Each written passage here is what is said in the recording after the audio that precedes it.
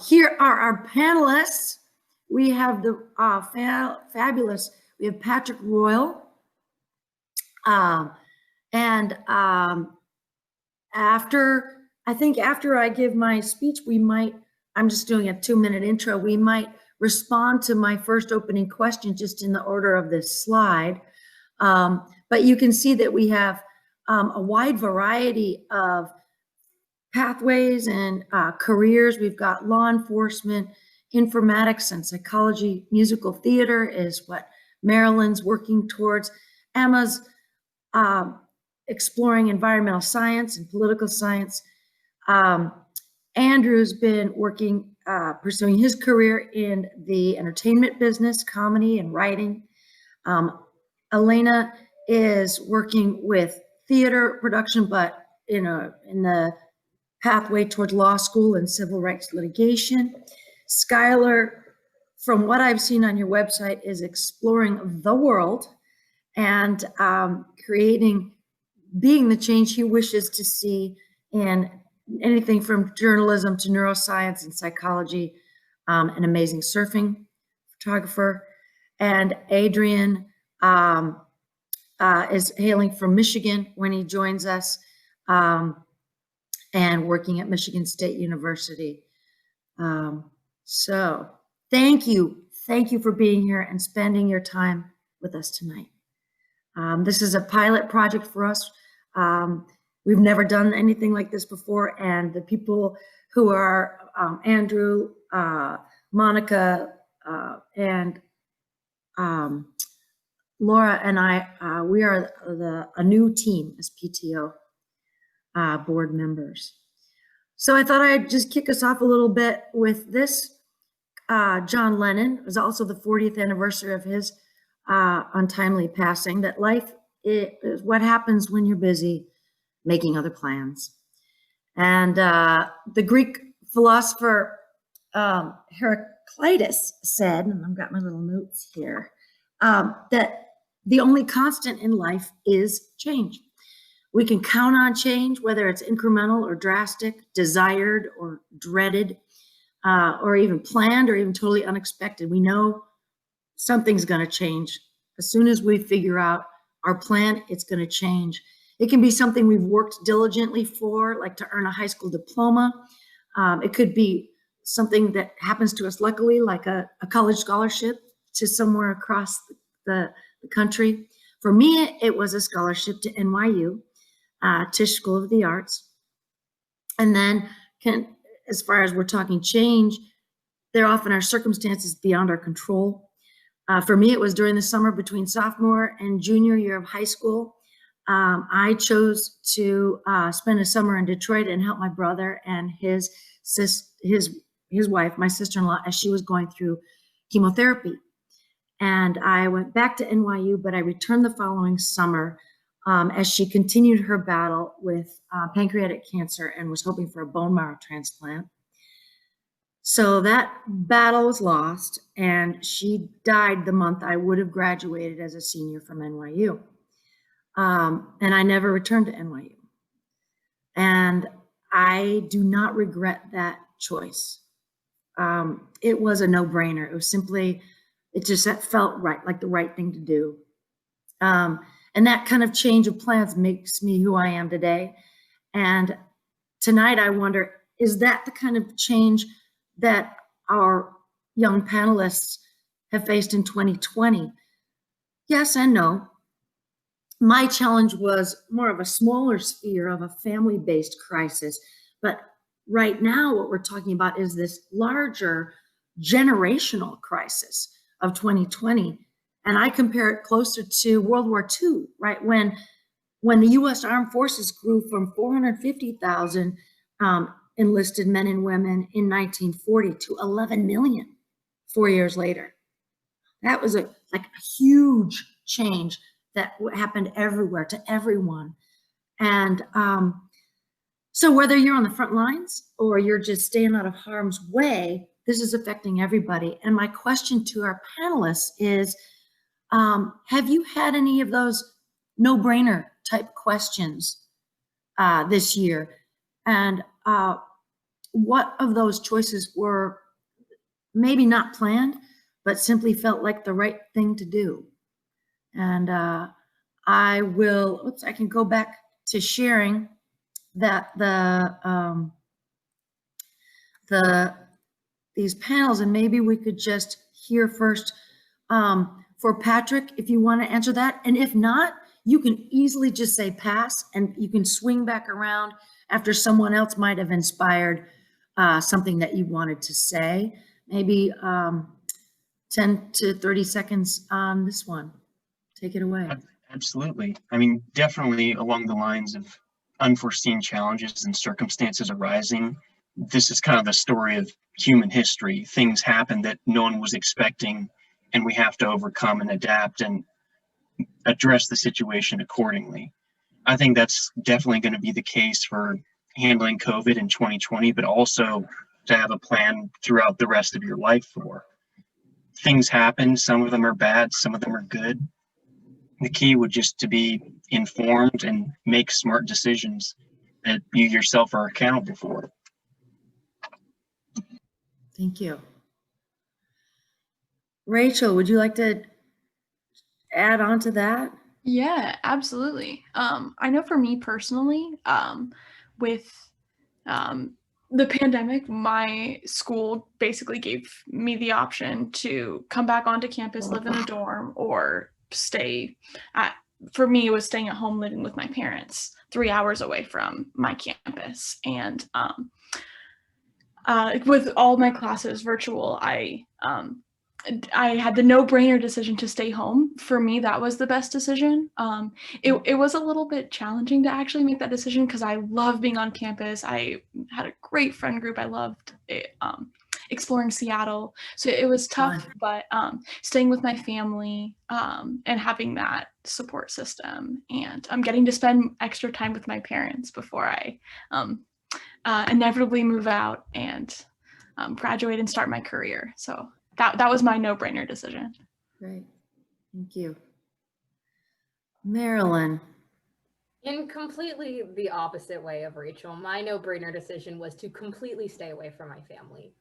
My mom is one of the most vulnerable people in the United States. She got a bone marrow transplant, and so she essentially has a one-year-old this immune system of a one-year-old that doesn't know how to respond to COVID. And since COVID is so deadly because of the immune response, it was a choice of either I go out and I go to college and I continue on my life, or I stay home and do not leave this cocoon. And for me, it was important to me that I continue to have my own space. That was not a no-brainer decision. In that one took quite a bit of thought and quite a bit of deliberation and thinking. But the no-brainer decision was that I wasn't going home for Thanksgiving, and I'm not going home for Christmas, and I'm not going to see my family until pretty much everyone is vaccinated. Wow, that's a long time. How long will that be in total by the time you estimate? I'm probably a year. Wow. We'll come back to this. This gives me an idea, and I'm sure probably if anyone has other questions about this or questions for Marilyn, please put them in the chat and we will respond to them first come, first serve, or in order they were received. Thank you, Marilyn. Emma, how about you? Yeah, hi. My no-brainer decision I graduated this past June from Camas High School. Obviously, graduating looked a lot different than anything I was expecting. But after that, over the summer, I was keeping track of COVID and watching as the numbers rose, knowing that I probably wouldn't have the option to come onto campus for my freshman year. And inevitably, my campus did close 2 weeks before I was supposed to move to Chicago. And I made my no-brainer decision was moving to Chicago anyways. I've been living alone in an apartment, doing my online studies from Chicago. And it was definitely a really big move for me, just leaving my family and jumping into living alone, not really having like any friends or like solid connections in the city. But I think it's definitely been a really formative experience for me. a lot different than I would have imagined a freshman year going, but it's pushed me into a new environment and I've really enjoyed it.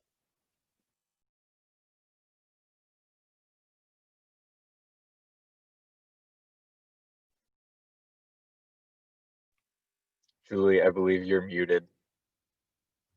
Thank you. Andrew, thanks. How about you?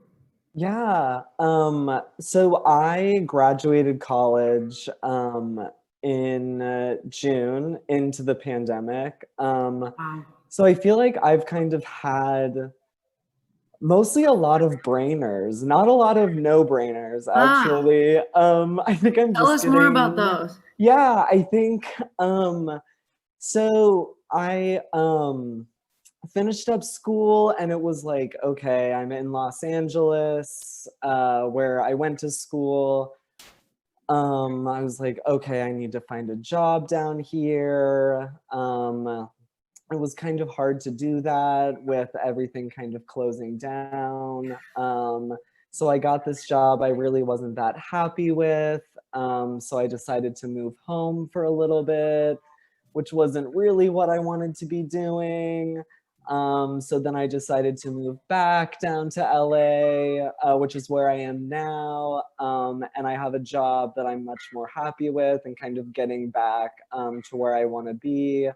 So I think my no-brainer would have been moving home for a little bit and taking that break, I guess. But that definitely took a little trial and error, I think. A kind of a series of tough decisions and kind of trying to figure it out, entering the job market in a pandemic after college. I think there weren't a lot of no-brainers for me. I think there's mostly been a lot of just kind of, let's go for it. If it doesn't work, turn it around and let's try the other direction. When that doesn't work, let's swing and a miss sort of thing. So more like if you're gonna fail, fail fast. Yeah, and fail with people around you that are gonna be there no matter what, Yes. and will either go down with you or catch you when you go down. Those are kind of the two options. Yeah. That social network is what buoys you. I completely agree. Yeah. Yeah. Have a network, definitely. Yeah. Mm-hmm. And I know that Elena moved with her network to Portland. Yeah. So I think basically my school didn't offer almost anyone housing for the fall semester, and I'm from New York City and go to school in New York City. And along with a few friends, we were kind of like, well, if we're trying to figure out some sort of housing situation anyways, and all of our school would be virtual, we kind of could do that from anywhere.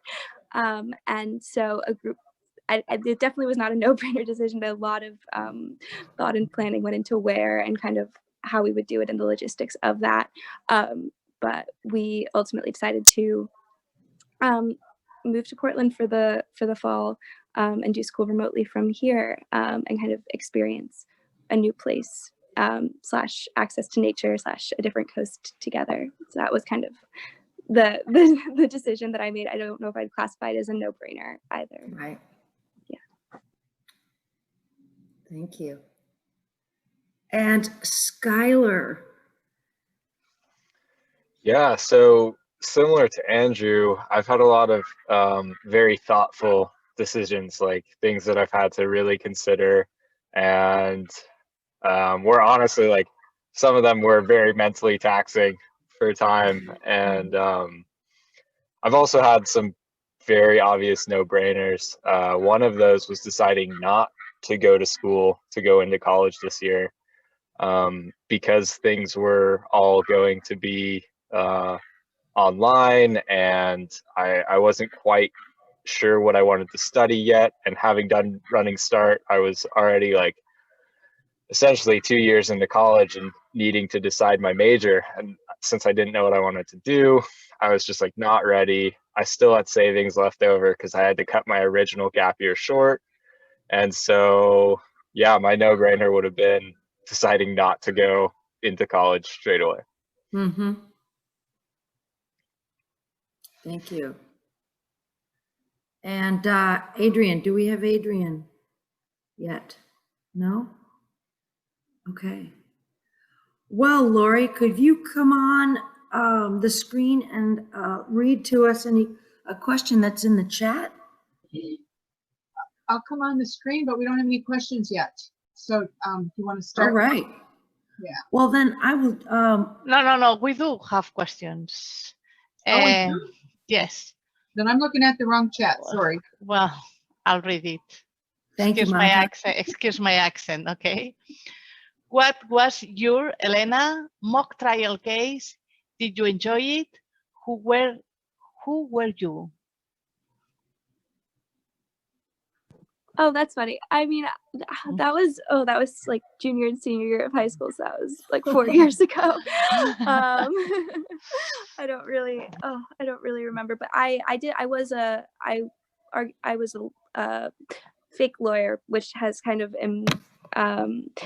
was my first exposure to law and sort of helped me gear mentally towards law school, or introduced me to like that's something that I'm interested in, which has followed through to this day. Thank you.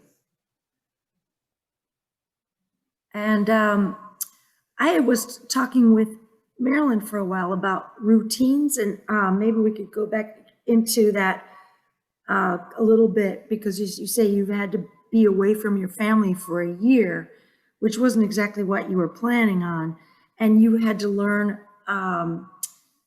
specific to COVID self-care routines. And I'm wondering if all of you, when you feel moved to speak about how has self-care, and I don't mean like just buying nice moisturizer, but like living your life with care for self, in either exercise, diet, financial, intellectual, social guidelines for yourself.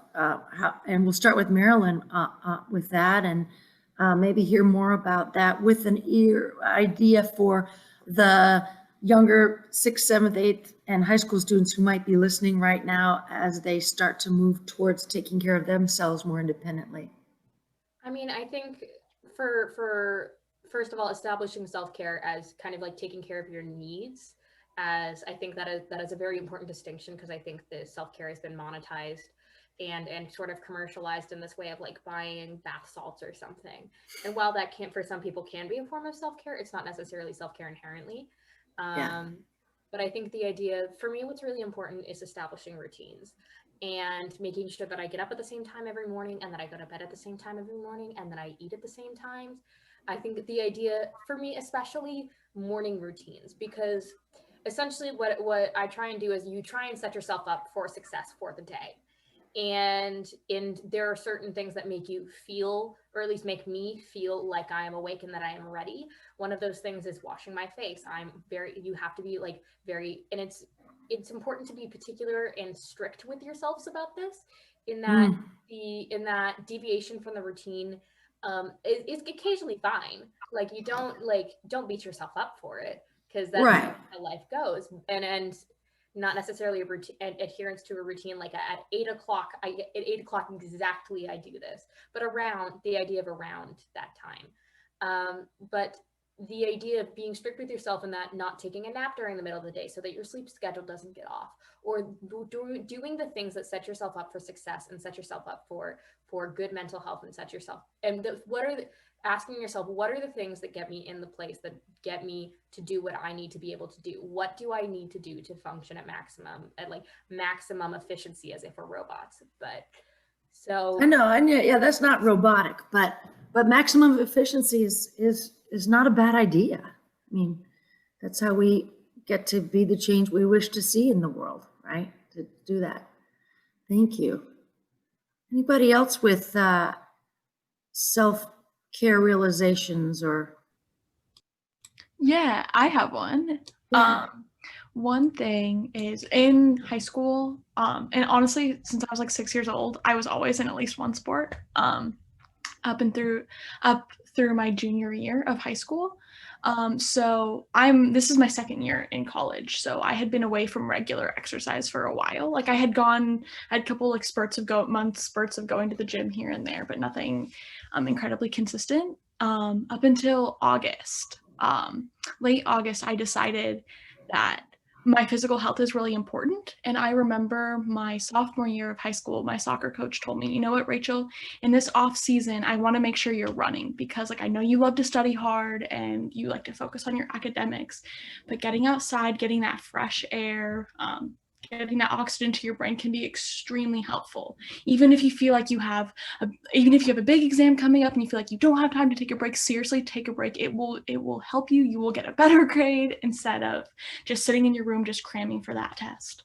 Thank you. Yeah. Yeah, absolutely. So that's something that I've been making sure I've done 6 days a week for the past like 3.5 months, and that's been huge for me.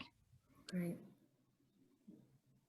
Yeah, I'd have to say I'm pretty similar to that. Getting outside is huge for me, which is great because the path that I took for most of this year has been pretty much outside all the time, chasing the sun so that I can get out of the rain and spend more time outside. I got surgery on my foot back in, I think, April, and had to basically sit inside for 3 months. And like that just took such a toll on my physical and mental well-being that like coming out of that and going straight back into my outdoor activities was just like this massive realization of like how important that is for me. And I hear a lot of people say similar things, so I think it's something worth noting.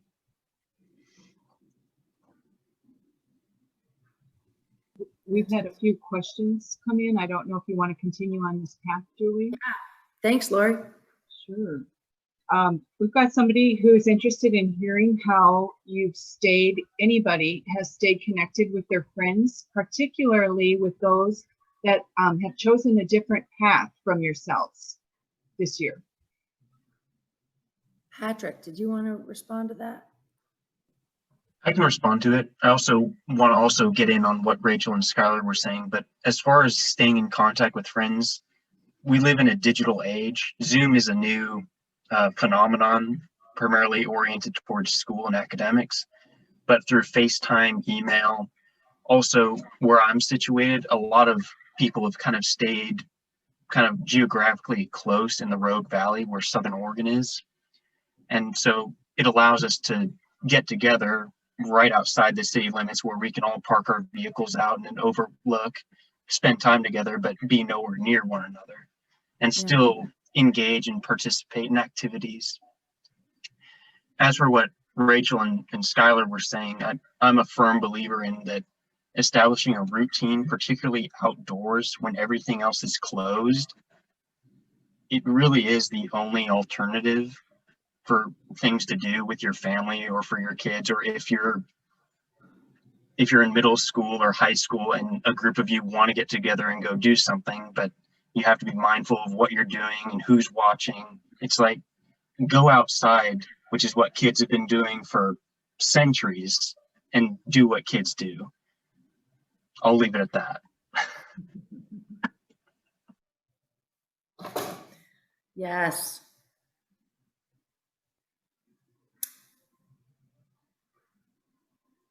So we have staying connected through Zoom. Yeah. We've got going outside. And I think it was it Emma who said that one of the things that's really kept you strong is the high school friends? I forget who was saying. I can speak a little bit to that. I don't remember if I said that specifically, but that's something I've struggled with is finding new ways to stay connected with my friends, because all of us are in very different parts of the country right now. And as far as, you know, connecting over FaceTime or Zoom, that can be a little fatiguing after a while. So we've been sending each other letters through the mail, which has been really fun. Oh, Saving postcards is a hobby of mine, and I finally found a way to use them. And it's been super fun because it's not something any of us are used to doing because we used to all live so close to one another. But it's been a nice way to stay in touch. what a great idea. We all love getting stuff in the mail. Yeah, I just want to second that. That's something that a few of my like high school or college friends who aren't here and I have done, or like even if I'll see something that's like a dollar coin or like postcard or something that reminds me of a friend, I'll like send it to them and be like, thought of you. And I feel like that's a nice way of feeling close to someone without having to talk every day. And it's tangible because so much of our lives are not tangible right now. It's digital, it's a pixel. So sending something somebody could hold. Marilyn, is your hand saying, go for it? I just want to even elaborate on that. Like a lot of Yeah. the ways that I've kept in touch with friends is I think the idea of a shared experience is so important. And that even necessarily like, yes, Zoom is important, but Zoom can also be very fatiguing. So things of like sending your friends TikToks, like that can be very like those little small things to be like, I thought of this and I thought you would find it funny. Or things like watching TV shows with friends, or like at the same time, you can have conversations over the phone about the TV show so that you're not necessarily running out of topics, because it can get a little boring after a while in terms of if nothing's happening in anyone's lives.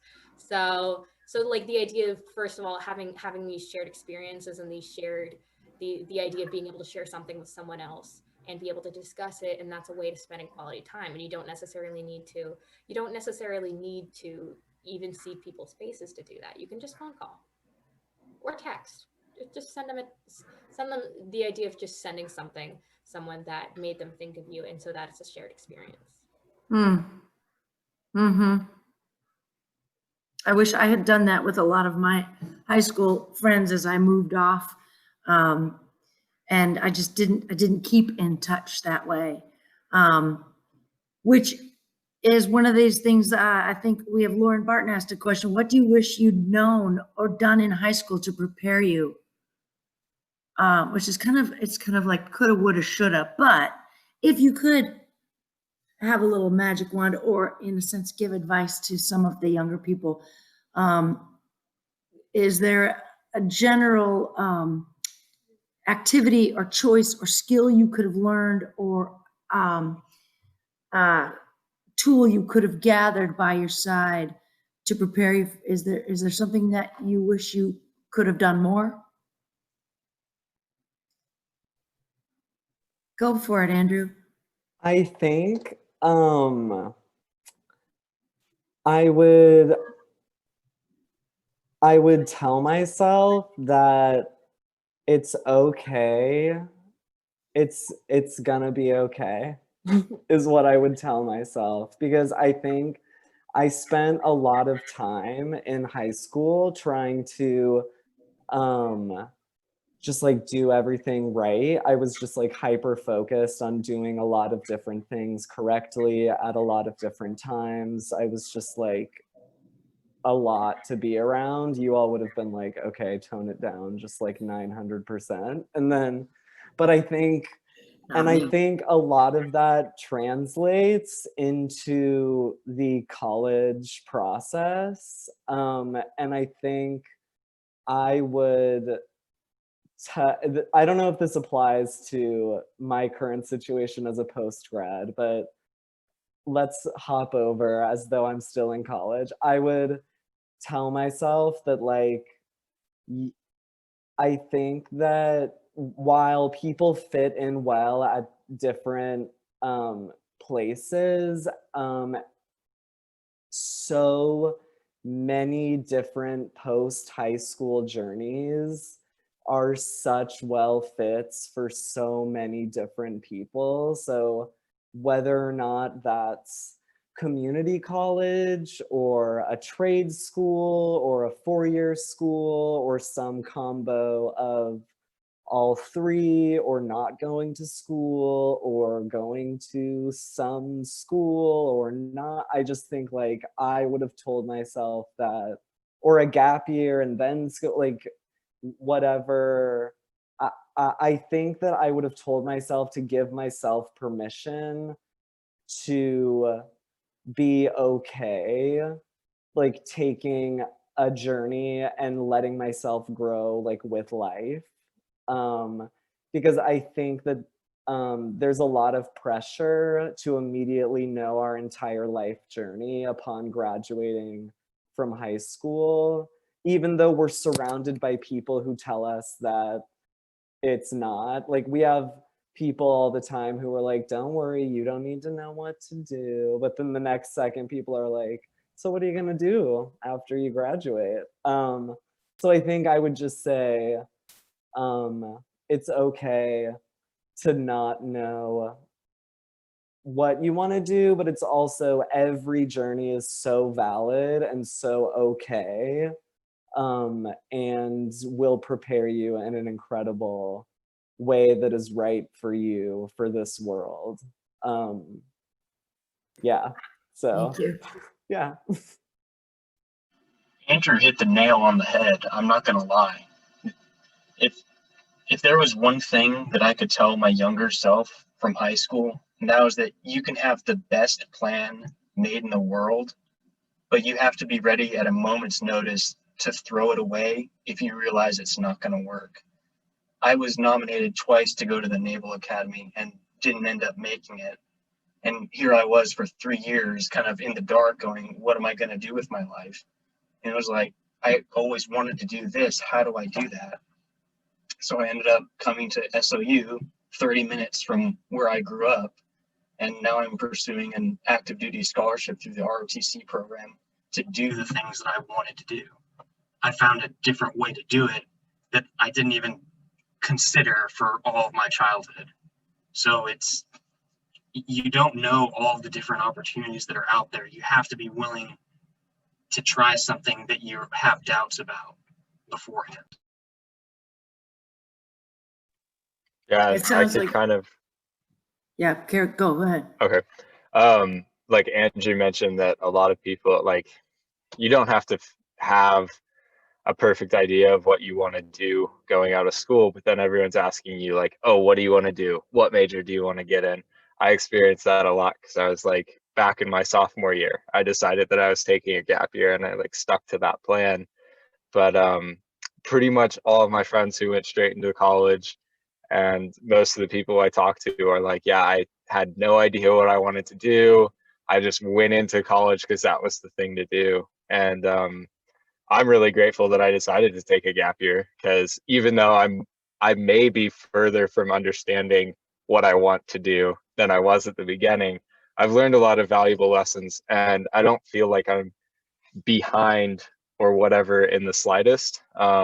Granted, I did do Running Start, and so I graduated with an associate's degree, but that's kind of a moot point in some cases, depending on what I end up doing. But yeah, like the pressure to understand what you want to do straight out of high school is, I think, a little bit absurd. Like, you're so young, and there's just like so many people who have no idea what they want to do and feel forced to go straight into college. So I'm an advocate for taking a gap year if you feel the urge to do so and have the opportunity to do so. And it sounds like you're an advocate for Running Start because that's what gives you that cushion. You know, you already Definitely. have a degree, so the pressure's off of you a little bit, Skylar. Yeah, I think Running Start is an amazing program. I really enjoyed it. It was a great fit for me. It definitely forces a little bit more responsibility on you than normal high school would. But yeah, being able to graduate with an associate's and not be in a lot of debt for it is pretty nice, for sure. Thank you. We've got another Just- question. Okay, Elena, did you want to say something? I was just gonna say, like, keeping that open-mindedness even within college is also great. Like, I actually transferred colleges, unrelated to COVID, like after my freshman year, because I realized that what I had thought I wanted out of my college experience changed between kind of the beginning of senior year and the end of freshman year. And so just keeping an open mind about that as well was really, I think, important, because that wasn't something that I heard a lot of people talk about. And it was a great decision. How was the transfer process for you? For me, it was really great. I think I kind of was able to identify more what I was looking for out of college, which was, oh, I really thrive in urban environments. I really thrive on a politically active campus. I really want this program and that program. And I didn't really know that coming out of senior year. And so having a year somewhere where I was like, oh, this isn't the right fit or the right size, or kind of like this number of factors didn't really align with what I needed. And being able to recognize that and then kind of seek out schools that more reflected it was Great. very meaningful. Thank you for elaborating on that. Oh, Marilyn. I just want to, there are just, this is a little bit of practical advice. In terms of transferring, I had a friend who transferred and it wasn't necessarily a great experience. I think and while she transferred to, the school is better for her. What happened was, I think making sure that there's enough programming for transfers in terms of like, and how exactly the social life works on campus, in that she transferred to UMass Amherst from Bennington, which is a two very different vibes of schools. And a lot of social life around campus is on UMass Amherst is centered around sororities. And so it's very difficult to make friends if you are not in a sorority or you do not make those friends freshman year. So there are a bunch of transfers who are all in the same dorm. That was very sad, cinder block dorm, looks like a prison, and where they're all just not talking to each other. So I think also taking that into account with your transfer is very important. As well as something I tell my high school self is that I would tell myself both that I was allergic to gluten and dairy, and that it's okay to need medication. And because I have diagnosed depression, I have Prozac, 40 milligrams. I'm getting a redosage, and there is no shame in needing assistance, especially with mental illnesses are very much stigmatized. Yeah. And it's simply it's a chemical imbalance in the brain that can be exacerbated with trauma. It can be exacerbated by a number of many things. It's okay to get therapy, and it's okay to need help regulating yourself. Yeah. So that's what I tell my younger self. Also, like repopping everything everyone else said about just forming your own path and stuff. Right. All that stuff. But yeah, then there are so many different ways to get that mental health. There's groups, there's a therapist, there's psychotherapy, there's counseling from your religious community. And that I think asking for help is a huge sign of maturity. Seems like you are good at that, and you were able to do that. Thank you. Are we ready to move to another question? Yes, please. What are the different ways that you are engaging the world, exploring careers than you had ever expected? What's kind of hitting you now in that area?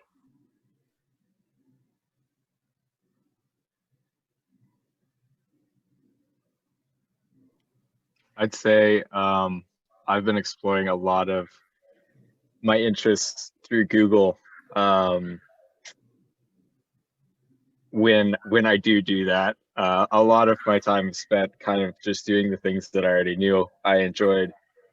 But when I do think about the future, I often will like Google essentially free textbooks for subjects that I'm interested in, and I'll just start reading them. And if I can actually get through a chapter or two without like wanting to go to sleep, then I will be kind of empowered to further explore that topic, because I'm like, oh, okay, I can like get into this and I enjoy this instead of just being like a fleeting interest. Not having access to academic resources that I would if I was on a college campus or even on a high school campus, that has been kind of my biggest tool, is just being able to like look for free material and kind of make the most of what I have to see if things interest me before I sign up to actually get into a major. Mm-hmm. You're like using Google as your public library. Exactly. Yeah. Got it. And Yeah. reading a ton of books. I like reading. And so like if there's a subject that I'm interested in, like some sort of political theory or something like that, I'll just go buy that book off Powell's website or something, and read it. So Thank you. Emma. Hi. I've been trying to take advantage of the opportunities that my campus offers, especially virtually, because they're, as far as like career services goes, they're not getting too many people coming in during COVID, but even outside of that, a lot of people forget to take advantage of those sorts of things. And it can be a really important experience just to sit down with somebody and talk through potential options, just knowing what some of my passions were in high school, and where I see them going and what I'm doing now that I find enjoyment in. Even just finding like volunteer opportunities that I think may have something in common with a career that I want to pursue. In Chicago, I've been like volunteering with a farmer's market, which is outside. I'm pursuing my degree in environmental science. So it's just little things that connect with the path that I see myself going down. That's been really nice. I took a similar path to what Emma did, and an internship came up, I think, in the later part of 2019 to work with federal law enforcement. I've been there for almost a little over a year and a half now, and I've done things that I never would have had the opportunity to learn. And it was never really in my wheelhouse to kind of look at law enforcement as a potential career. But after having done this, it actually complements with the military very nicely, and there may be a potential for crossover later on in my career. But it was a fluke instance for the opportunity for the internship, so kind of got my stars aligned.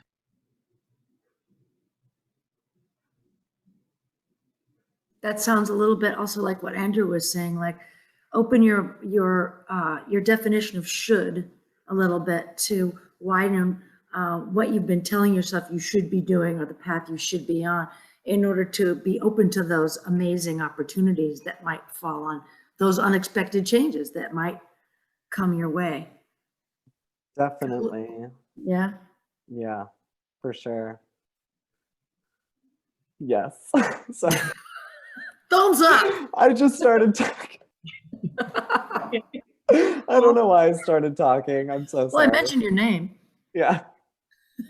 I was reincorporating back into what you talked about before. Like, you know, if you tell yourself not to be so strict with yourself about what you should, like doing all the right things. I agree. Yeah, definitely.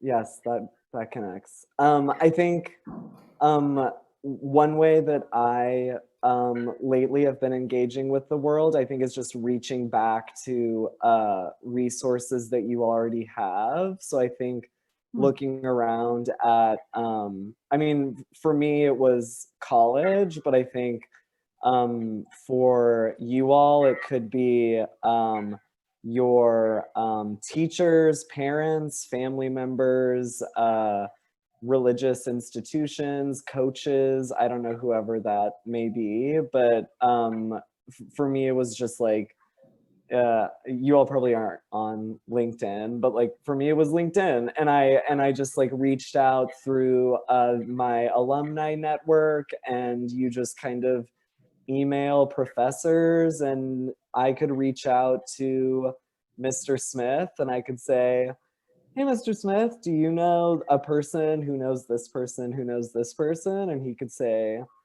nope, but I know this person who knows this person. And I could say, great, I know this person who might know this. And it's just a matter of like So I think that's one way to engage, is just you basically just kind of start asking whoever you can and just building a professional network. That's a different kind of note, but that's one way I've been engaging with the world, and a way you can use school and college in particular as a resource is kind of reaching out to your peers and professors as a resource for your career. Sorry. No, I love that idea of a social network digitally, and also Emma's building social networks in person in the farmers market, and that every interaction we have with people around us is like a ripple in the pond, and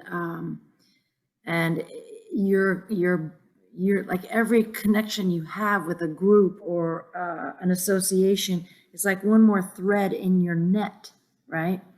And we keep weaving that. The one that the follow-up maybe to Patrick and anybody who's working now is, are you working virtually or in person, your internships?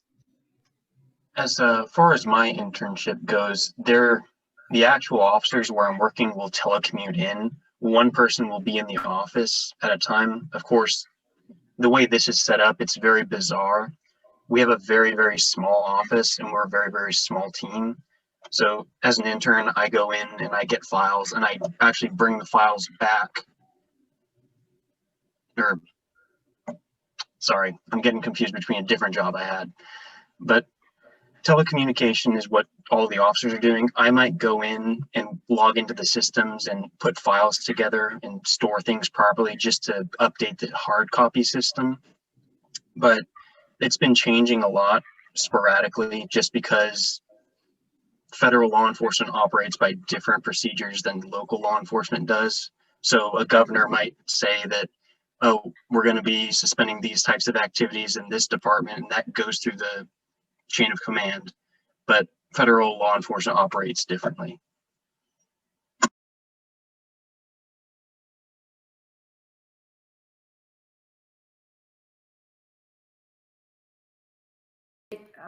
Restate that question one more time, Lori. The last question, or the one that just came through the chat? Oh, a new one. A new question, sure. Or the last one was just if any of you are working jobs, are you working virtually? I could, because I think. Rachel? Is Rachel? Is Rachel are you doing a pod? Yeah, I am working with a group of students locally, a group of 4 students, and I go over once a week and see what everyone's got going on. I help them with whatever assignments they need help with. I look over the work that we're doing. And one thing that we found really important is that in these times, it's really hard to like just connect and play. Like, you don't have, I know in middle school and high school you don't really have recess, but like you can't like talk to your buddies in the hallway, like you can't go over to someone's house after school. So just having those like little like maybe 5-10 minute breaks from schoolwork and just staring at your computer screen, maybe we'll play a short game or we'll just have a conversation. And I think that has been really valuable for everyone. Mm-hmm.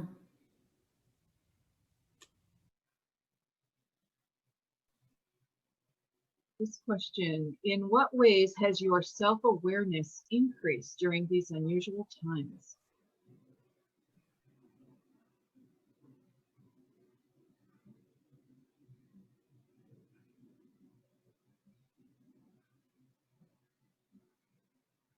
In the education world, we call this wait time. I can take a little bit of this one. I mean, the whole reason that I took a gap year was to kind of figure out, well, kind of learn more about myself and what I wanted into the future, because I felt like getting a degree and going into a career was kind of a big decision. Yeah. So I've learned a lot about what I need to be happy and what I enjoy doing versus what I thought I might enjoy doing or thought I enjoyed doing, but ultimately like wasn't sustainable, or things that I didn't like ultimately after I'd experienced them. All of that kind of came down to just like going for it and engaging in these experiences. I mean, I was fortunate enough to get a lot of like international travel before COVID really hit. And that left me with like some really great memories, but also some like discoveries about myself that I like had not anticipated in the slightest. Yeah, so that's kind of how I've learned a little bit about myself and just like, yeah, grown a bit this year.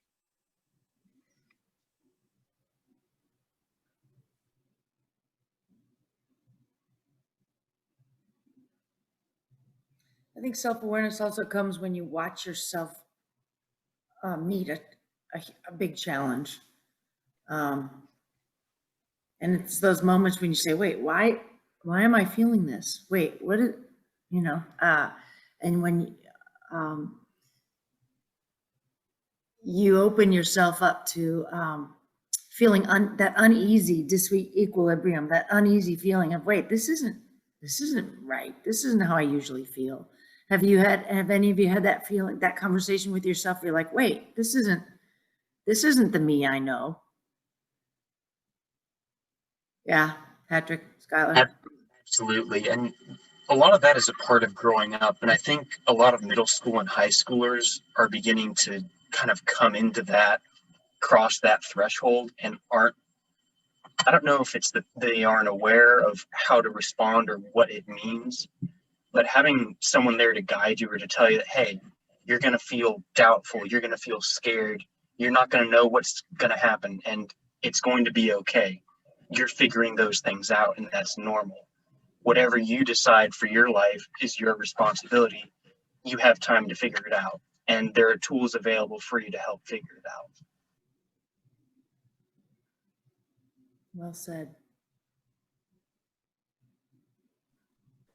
Yeah, I think time when I sorry, I'm rereading the question. When my self-awareness increased was when I met the job market and when I watched all of my friends who graduated into coronavirus kind of meet this job market. And we all kind of found that there were no jobs available for us, or there were very few jobs available, especially in LA. We were all just kind of applying for jobs that were non-existent, which was pretty wild. So I was working as a cart cleaner at a Vons grocery store, which was a really interesting experience during a quarantine. As someone who has horrible anxiety, would not recommend. If you have anxiety, do not clean grocery carts during a pandemic. Choose another profession. Anyway, but I think you come to realize that what you need to thrive mentally, physically, and economically, and how to balance those in order to thrive, and where to place yourself in order to be that person. So that's kind of the awareness that I gained, is I was like, okay, so here my mental health, not so good. Economic health, or economically, was never that great because I'm in LA and it was never gonna be that great. So let's just put that out of the question, but better. So, but you just kind of learn to navigate the world differently. I think when you're faced with these challenges, and one of the biggest challenges I've seen is all of my friends and I kind of hitting this wall of not having availability of jobs. And as they start to open, I think we're all seeing a shift, sort of. But there was definitely this moment of, oh my gosh, what are we gonna do now that we're done with this? What's going on? And I think we all kind of learned to balance mental health, physical health, and economic well-being, and where to place ourselves in the world in order for all three of those to balance and for us to thrive at a level that we need to thrive at. And everyone has to do different things differently in order for that to take place. Thank you. Mr. Smith has a question.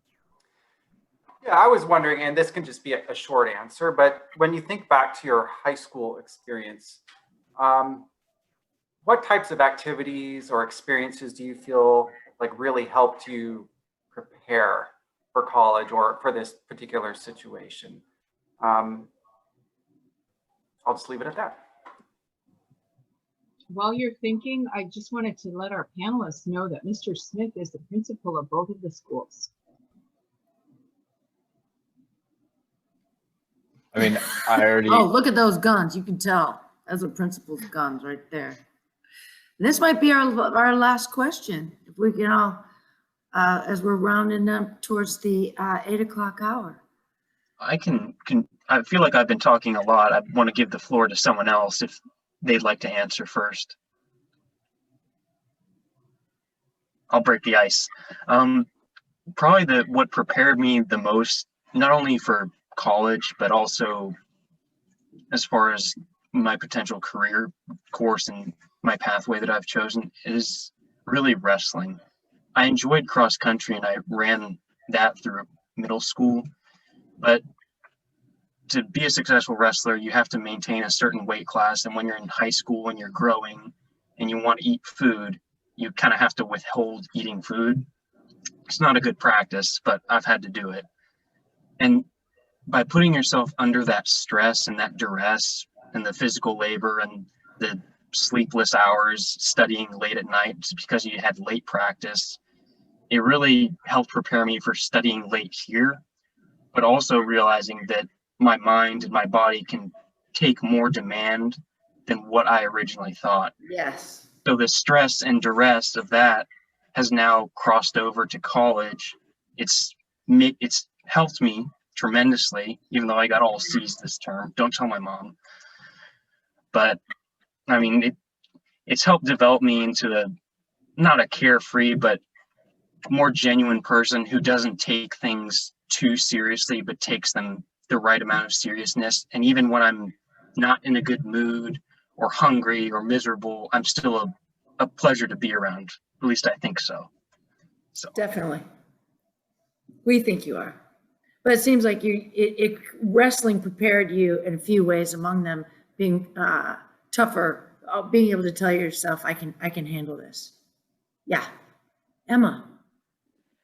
Just real quick, something that, looking back on my high school experience, any things that I pursued that I find gave me a lot more responsibility than I thought I was able to handle was definitely a formative experience that has helped me today. I mean, I was in the magnet program, I did Running Start, I studied abroad my junior year, and all of those things were programs or experiences that were definitely a little intimidating at first, even throughout. But I mean, looking back, those were probably the highlights of my time in high school, and I learned so many lessons along the way that have definitely transferred over to college. Thank you. I would also like to quickly add, oh, sorry, Marilyn, did I cut you off? No, you didn't. You can go ahead. Thank you. just being involved just in general, like doing clubs, doing sports. That's where I made my deepest connections and met my closest friends, because you spend time outside of the classroom, you really get to know people. Yeah. So I highly recommend doing that. And also similar to Emma and Skylar, like taking those AP courses, that ended up being the best fit for me. And that not only saved me buckets of money, because AP exams, while they are expensive, they are so much cheaper than college courses. And they also give you those skills, so that transition to college isn't as dramatic, as difficult. So I would also, if it's not a good fit for everyone, but if that's a good fit for you, I would maybe challenge you to try one or two and see how it works for you, and then kind of go from there.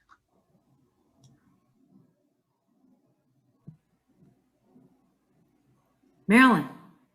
One of the things that I'm grateful that I did in college and that or in high school for college is that I went to a prep school, which is not necessarily necessary, but in terms of the idea of like accelerated learning, I think one of the great things that you can do to prepare yourself for college is to really focus on your reading level and to get your reading comprehension up. And that's admittedly a bit of that's not how usually people think about it.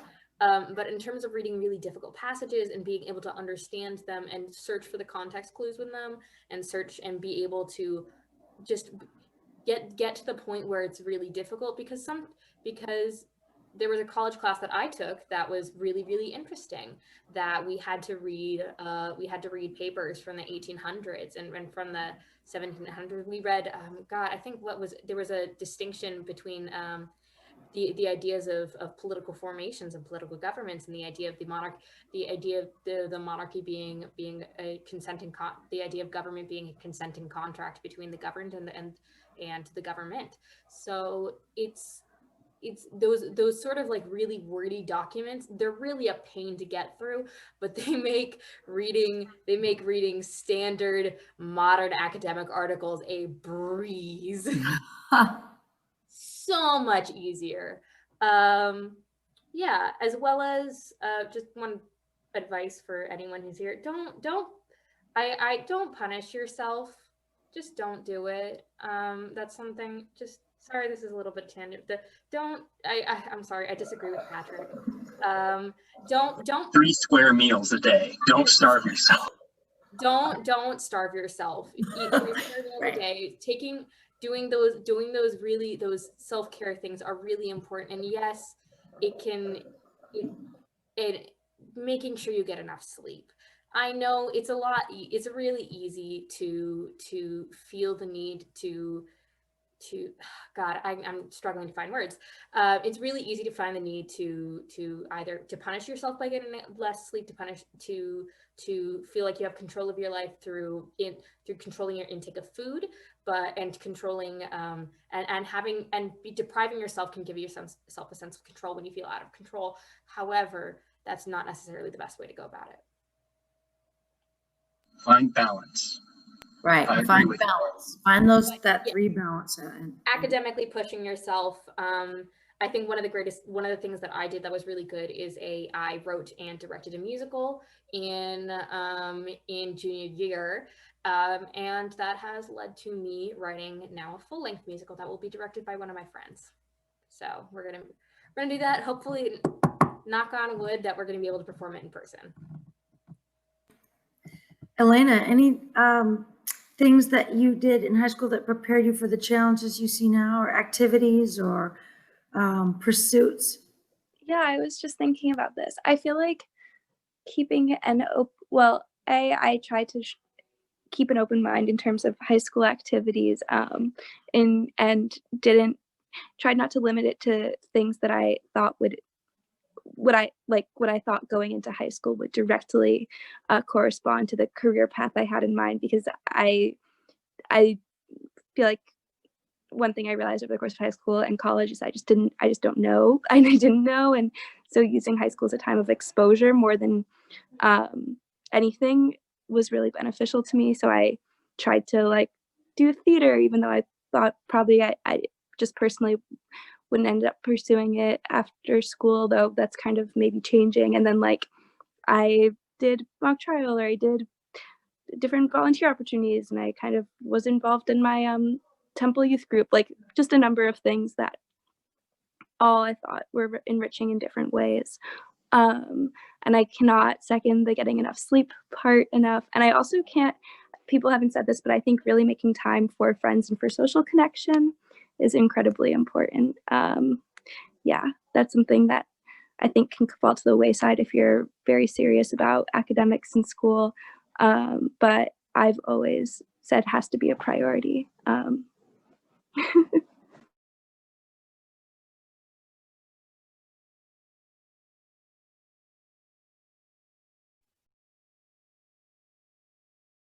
I think also visual, I think it's important. Sorry, I'm just gonna, just to elaborate and on what Elena said. I think we started out this discussion with with the idea of self-care and viewing time with your friends as self-care, as something that you do to take care of yourself, to function at maximum efficiency or whatever. So I think that's just something that's so essential to humans. We need human contact, and it's not wrong to want it, and it's something very important to make time for. Thank you, everyone, for being here this evening. We are so lucky. I feel so lucky to have been a part of this because I've been out of college for decades now, but just hearing these words of advice still ring true for me. And the idea, many of the things that we've talked about, mindset, balance, social connection, open-mindedness. These are timeless and common human drops of wisdom. So thanks so much for being here this evening. And wonderful. Thank you, Mr. Smith. Thanks, Shelley Ross, our counselor, for helping us shape this event. Thank you, Lori. Thank you, Andra, our PTO president, parents, and everyone for spreading the word. And I'll leave it at that. Wonderful. Thank you, Julie. Thank you. Thank you for having us. Thanks, everybody. Appreciate your time. All right, everybody. Go hang out with your friends. Thank you. And get some sleep. Thank you. Get some sleep. Bye. Thank you. Bye. Thank you. Thank you. Thank you. Bye. Thank you. Thanks, Mary.